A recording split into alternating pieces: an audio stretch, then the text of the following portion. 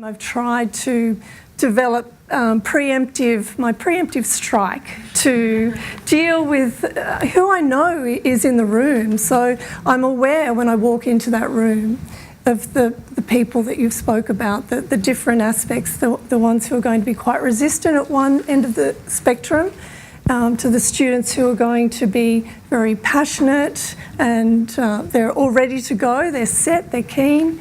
They're what I would call activists, pre-service teachers.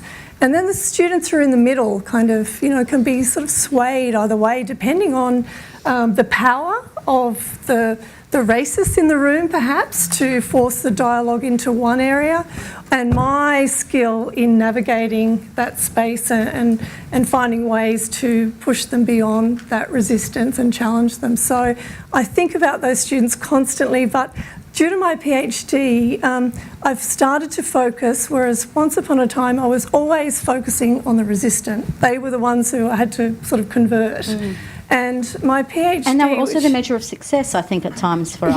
Yeah, we still had the racist student at the end that somehow, I failed as an educator. Yeah, and they're the ones that, you think about when you get home, how could I have answered that question or responded in that way? They'll keep you reflecting on that. So I've started to change my focus, and I imagine the students who are the activists that are passionate and the ones that are going to be swayed. And I do the preemptive strike by getting them to, we call it a can of worms exercise. And I'll just pass around, I've photocopied some of their comments where we suggest that they have a moment to think about what they would like to learn in this unit of study. And I have been acknowledging in recent times that I know that there will be people in the class who are resistant, but there'll be people who are also kind of keen to go as well.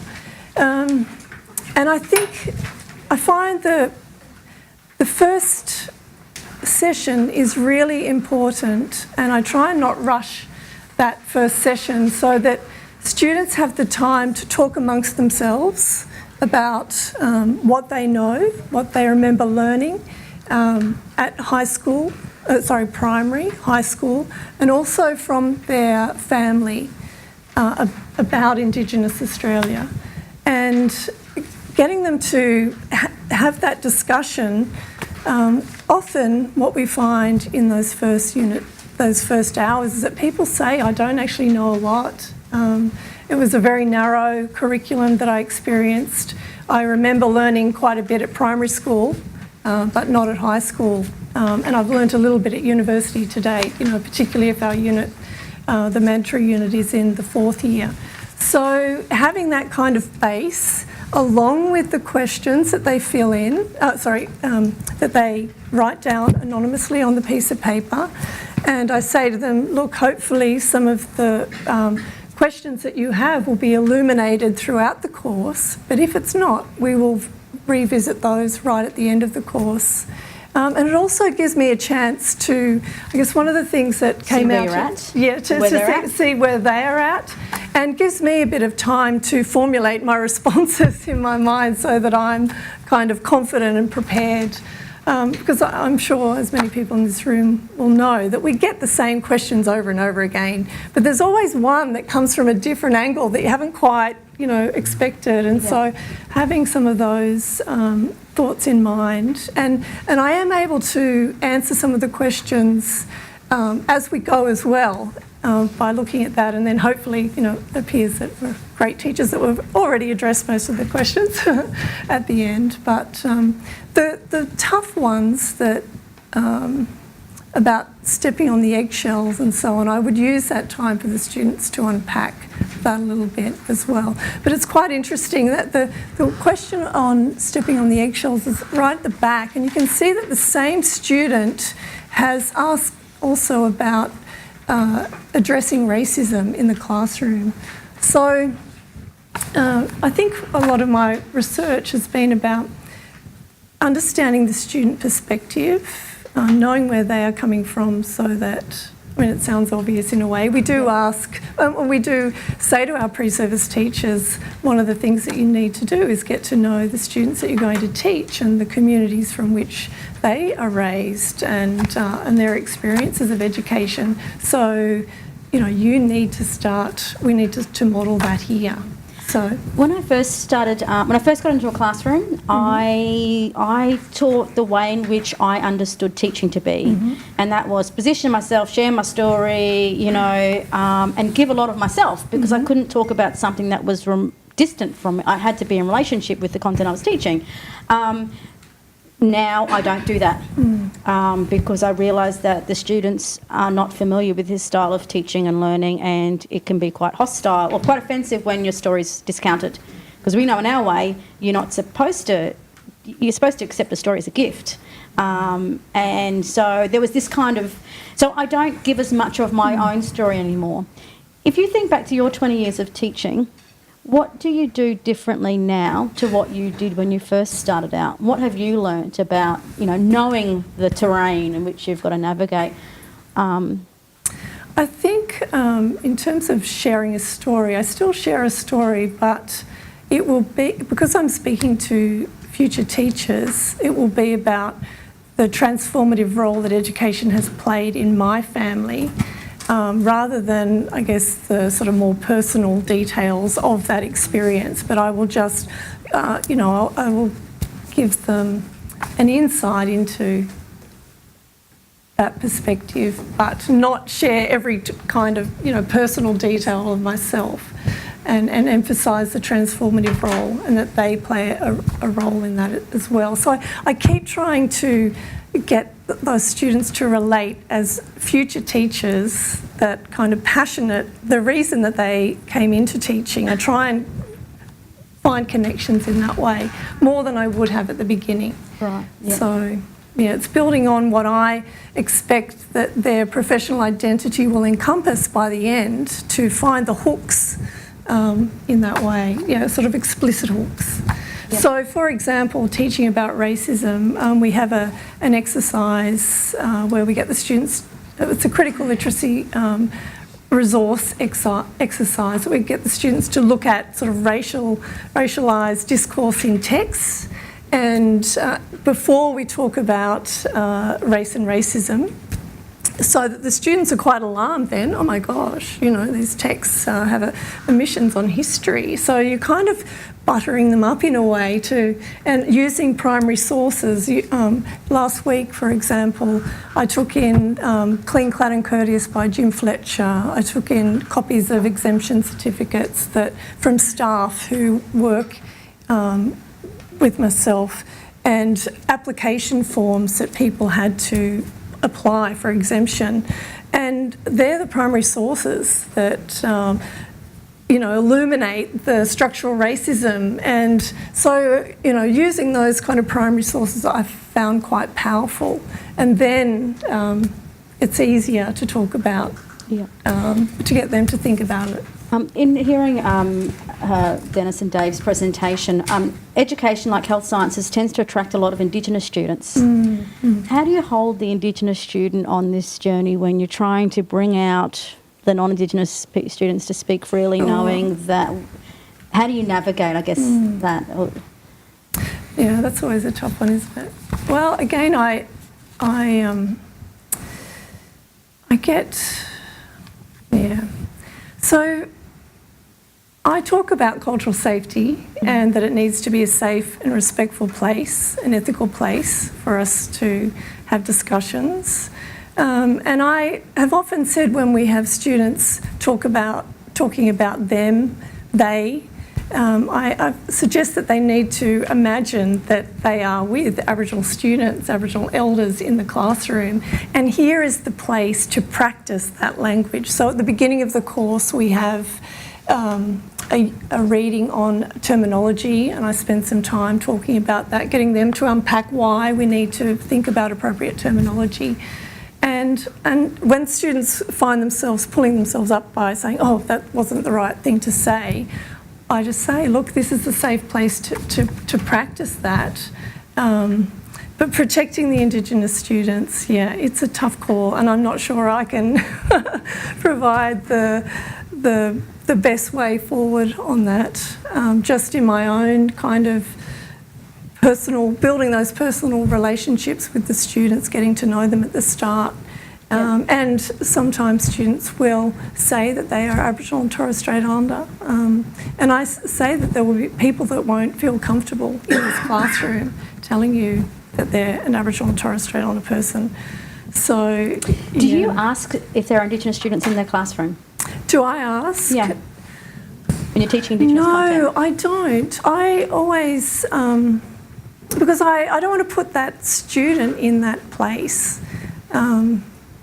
I sort of feel that if they want to say something, they will say it, even though I will look at the stats that are available and know that there are a handful of students. Yeah.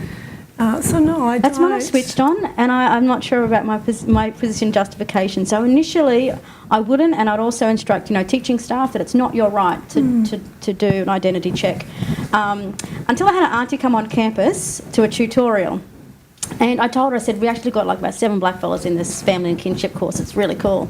And after the class, she said, so where were they and why didn't they come up and say hello to me? And I went, oh. And I said, I can get them now if you like, and I'll get them to come over and have a yarn. And she just told her long story and stuff, and shared who she was, she'd given of herself. Anyway, and she roused them good ways. Yeah. She said, here, you fellas should have come and said hello to me. You should have made yourselves known to me. This is your place. I'm a visitor here.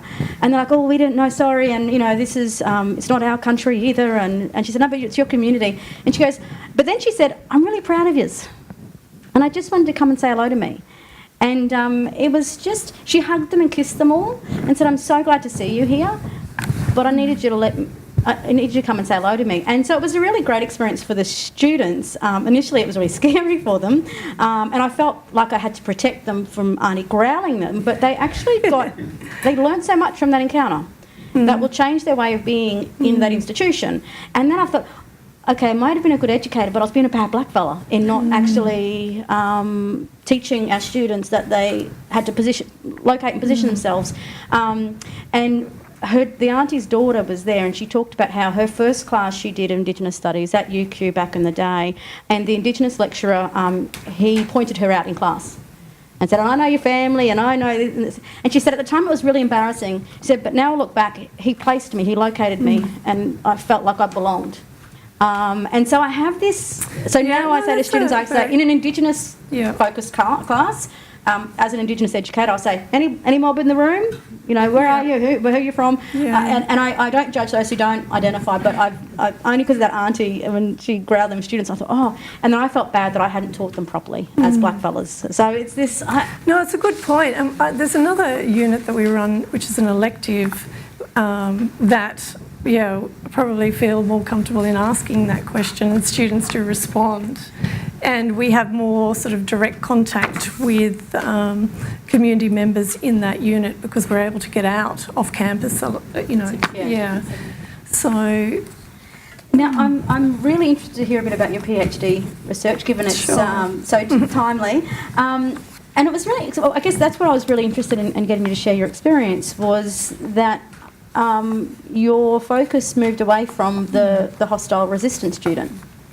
So yes, I was hoping actually when I started my PhD, looking at the student lens, doing a graduate certificate and thinking, well, I've really got to get to know my students and where their location is. I mean, Martin Nacker talks about the locale of the learner, and I used his framework in my PhD, and I was hoping that I would have the resistant students turn up. I was really hoping some racist students would want to turn up for a year and have a yarn with me about why they were so resistant. But of course, they didn't turn up.